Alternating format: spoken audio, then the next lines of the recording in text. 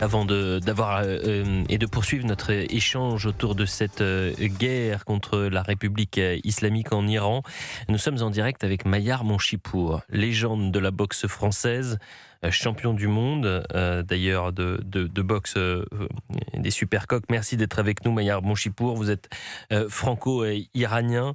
J'invite d'ailleurs les auditeurs d'Europe 1 à lire votre ouvrage, La rage d'être français. Et puis, depuis plusieurs semaines, vous vous mobilisez, vous prenez la parole, vous avez ce courage absolu, malgré les menaces, malgré les attaques, de défendre un peuple iranien qui est aujourd'hui en grande difficulté du fait de ce régime. Depuis 9 jours, la guerre fait rage sur vos terres, Mayar Monchipour. Quel regard vous portez sur ce conflit ? Bonjour et merci de nous donner la parole à nous quelques-uns, la dizaine de la diaspora iranienne qui portons la parole de nos compatriotes sur place. Quel regard nous portons?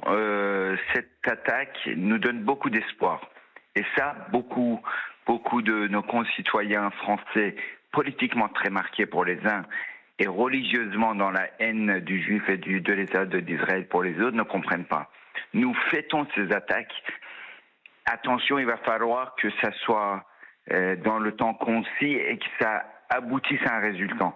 Mais nous les fêtons puisque nous nous considérons sous occupation depuis 1979.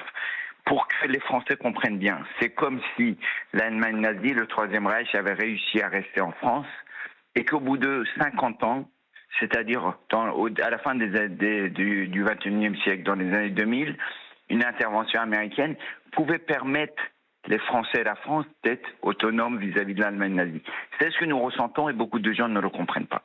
Mayar Monchipour, il faut rappeler aussi votre histoire. Dites-moi si je me trompe. Vous êtes né 4 ans avant la Révolution, en 1975, et vous allez quitter l'Iran adolescent pour rejoindre la France. Donc vous avez vu et grandi dans cet Iran qui a basculé sous le joug de la République islamique iranienne. Effectivement, mon père me sauve en m'envoyant chez sa sœur, ma tante, à Poitiers, à l'âge de 10 ans en 1986. On est en pleine guerre en Irak. Et moi, n'ayant pas eu de maman, j'étais pas un enfant à l'âge de 10 ans. J'étais un petit adulte, un jeune adulte. Je comprenais tout. Je voyais les restrictions, les méfaits envers les femmes.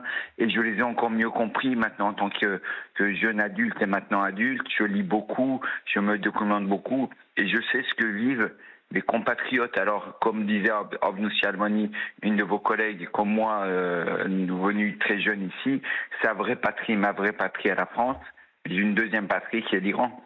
J'ai d'autres compatriotes qui sont les Iraniens et ils méritent, j'arrête pas de le dire depuis le début du conflit, ils méritent d'avoir une vie comme nous, ils méritent d'avoir une chance, un avenir comme vos enfants, comme les miens, et ce n'est pas le cas aujourd'hui.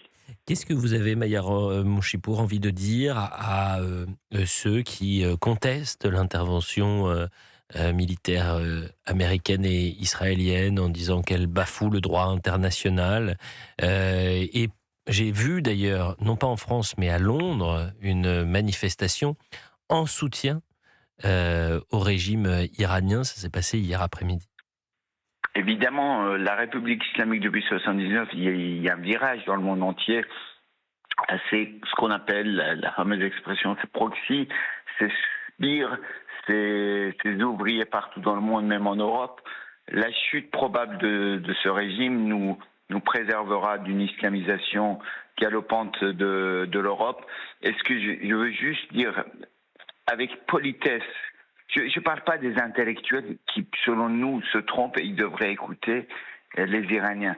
Je parle des politiques et de ceux qui nous manipulent. Fermez-la et occupez-vous de vos affaires, de votre pays, la France, qui doit être aidé, géré, et laissez le peuple iranien et les Iraniens de la diaspora qui sont amoureux de ce pays, de cette terre, décider de leur avenir.